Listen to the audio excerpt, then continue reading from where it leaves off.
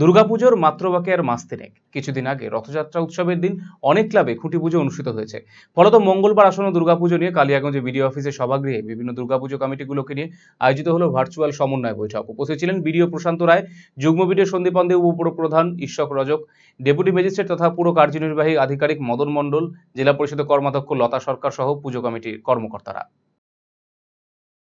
আজকে পশ্চিমবঙ্গ সরকারের মাননীয় মুখ্যমন্ত্রী গোটা পশ্চিমবঙ্গের যে পুজো কমিটিগুলো আছে সেই পুজো কমিটিগুলোকে নিয়ে একটা সমন্বয়ে মিটিং করলেন, ভার্চুয়াল মিটিং।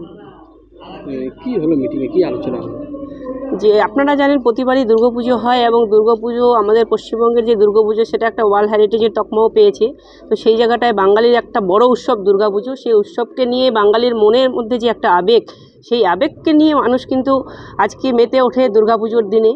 তো আমাদের এবারে যেহেতু দুর্গাপূজাটা আগাম আছে, সেই জন্য মাননীয় মুখ্যমন্ত্রী সেই যে সমন্বয় প্রোগ্রাম প্রতি বছরই করে থাকেন সেটা এবারে একটু এগিয়ে নিয়ে এসছেন।